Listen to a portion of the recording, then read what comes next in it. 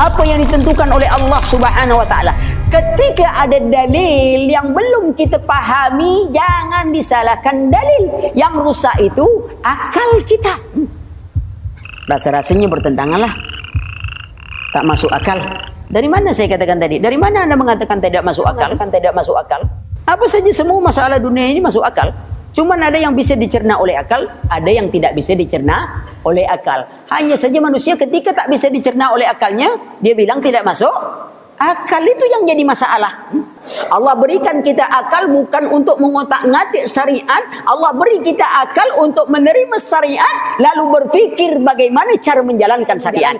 Itu dia gunanya. Bukan ngotak-ngatik.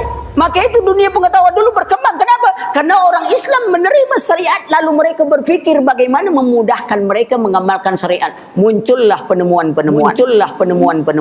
Karena akal manusia itu sangat kecil. Kalau diukur akal kita itu, kekuatannya dibanding dengan syariat, akal itu tidak akan bisa menjangkau batas buang angin. Antum sudah beruduk, tiba-tiba buang angin. Antum mau sholat, apa yang dicuci? Apa yang dicuci? Anggota wudhu atau tempat buang angin? Menurut akal, apa hubungan muka antum dengan buang angin itu? Tak ada hubungan yaki. Kenapa antum tak cebok saja begitu langsung antum sholat? Lihat.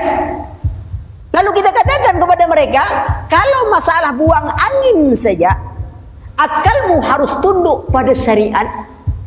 Lalu bagaimana dengan masalah dunia yang demikian besar, antum mengandalkan akal?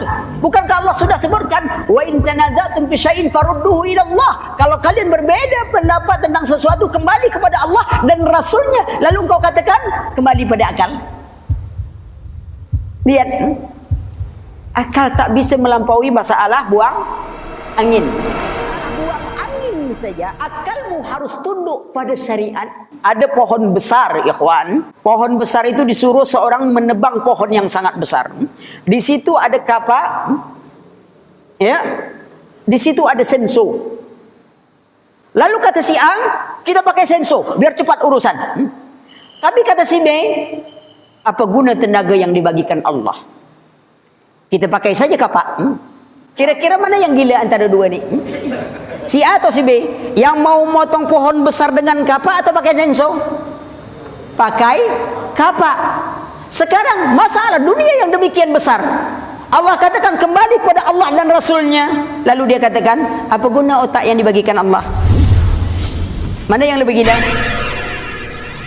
Lebih gila yang mau kembali kepada otaknya. Nunjukkan dia tak punya otak. Fungsi akal yang diberikan Allah kepada kita adalah untuk menerima syariat, lalu mencari jalan bagaimana kita bisa mengamalkan syariat, bukan untuk mengotak-ngatik, bukan untuk syariat.